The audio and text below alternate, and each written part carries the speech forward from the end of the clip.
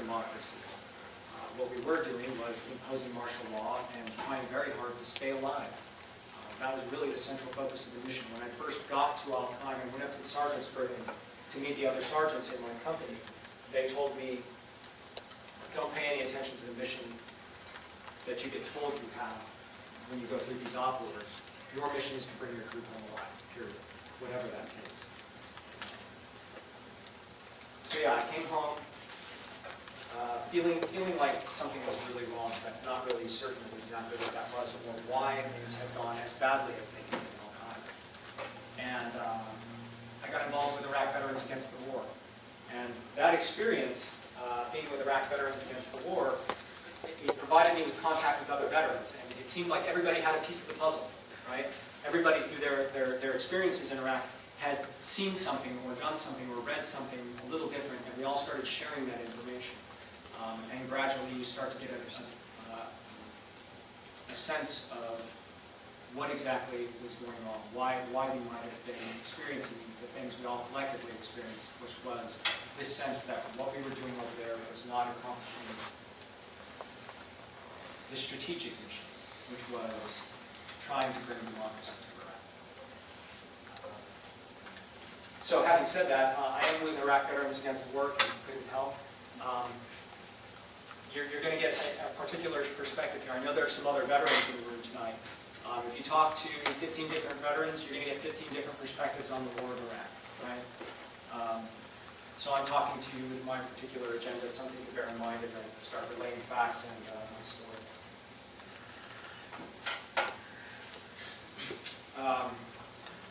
Iraq. Our principal threat in Iraq was the improvised explosive device. That's the big killer. It's inexpensive to make. You can make several IEDs for the cost of a single M16, a single Marines M16. They're almost impossible to identify when they're out on the road. We very rarely make, in terms of the dozens of IEDs, hundreds of IEDs that detonated in the time that first land armor reconnaissance was in Al-Qaim. I think a handful, fewer than a handful, were identified prior to the explosion. The insurgents don't have to be present, right? In terms of numbers, in terms of fighting effectively for them, very good tool, right? They don't have to put their lives at risk to employ the IED. And in terms of winning over the support of the general population, our response was always escalation. You know, it's very frequent when you look at videos of IED detonations on the internet. A lot of times you'll see the soldiers or Marines immediately turn their weapons outboard and begin firing. It's what we're trained to do, right? When we encounter a threat, particularly say in an ambush situation, you assault through the ambush. You respond with force and kind, or you escalate force. This is how we're trained. But in a war like Iraq, a popular war, reacting this way alienates the civilian population. You start shooting up their buildings, you start accidentally killing civilians by reacting that way, and you're losing the fight every time you do it. Every time an Iraqi civilian dies in this way, you've just recruited for your opposition, you've just recruited for the insurgents. We would have mortar attacks on our FOB 2 or 3 times a month. And counter-battery radar would indicate that that the mortar attacks were coming at the FOB from the center of town. And we would go out in town and nobody had seen anything, right? These are high-traffic areas. There's markets and businesses, residences, farms, vehicle traffic, pedestrian traffic, and insurgents have just come and placed a small artillery piece and launched several rounds in the middle of all this. And then we would go out to the area and nobody had seen anything. This has to do with the particular kind of environment that we were in. That particular kind of war versus the kind of war we're trained to fight. We're trained to fight other state militaries. Right? In terms of military theory, it's what's known as second-generation warfare, 2GW. linear battlefronts, people lining up in uniform, facing an opponent who's willing to also line up in uniform and fight you in the same way. Think of World War I. That's second generation warfare. The latter part of World War I. Elements of the Second World War, second generation warfare. What we have in Iraq is not second generation warfare. It's closer to what's known as fourth generation warfare, which is warfare largely by non-state actors. Our opponents in Iraq are insurgents with varying motivations. You have Islamic fundamentalists, you have nationalists, we had various tribes, and people with lots of different motivations to fight us. I think there are even reports now that there are communist insurgents in Iraq who are motivated by political ideology as opposed to religious or national ideology. So they're not wearing uniforms. They're not lining up.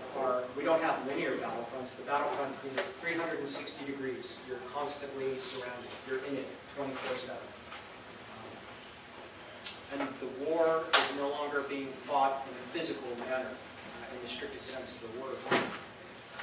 It's not about engaging your opponent. 2GW, second generation warfare, is focused on attrition.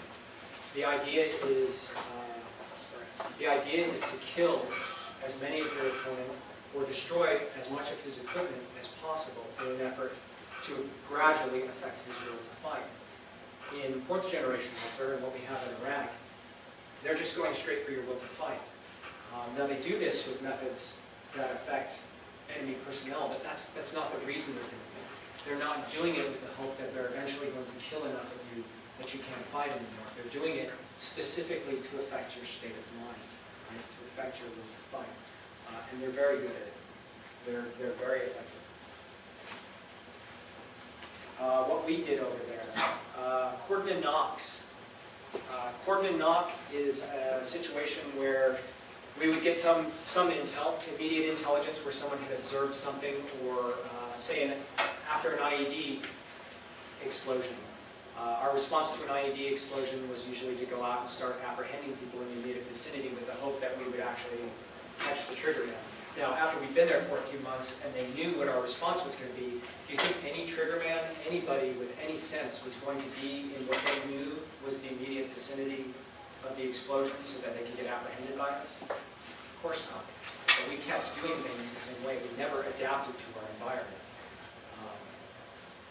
Cordon Knox, we would get intel, either immediate intel or intel provided to us from informants, and we would go out to a house, we would establish a perimeter facing outward and a perimeter facing inward to keep people from coming in, keep people from going out, and then we would enter the house and take the residents out, search the house, search the residents, and either detain the residents, interrogate them on the spot, or more frequently, just let them go.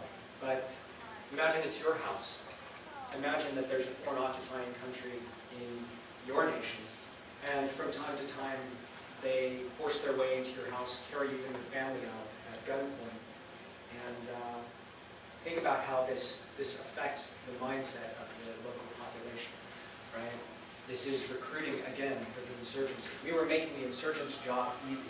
If you look at the insurgency over a timeline, there was no insurgency when we invaded. It grew exponentially the longer we were there.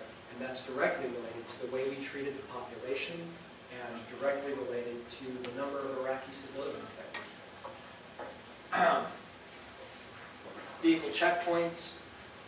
Again, it's the same sort of thing. We would periodically just pick a point in the road and start stopping traffic and searching vehicles, hoping that we could catch insurgents.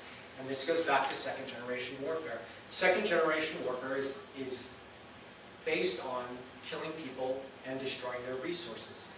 But it means you have to have a target, right? You have to have something that you can identify and shoot at. So we were constantly looking for targets. That's what we did the whole time we were in Al-Qaeda. We were trying to find somebody to engage the way we had been trained to engage the enemy. A very inefficient and wholly ineffective way to fight that war.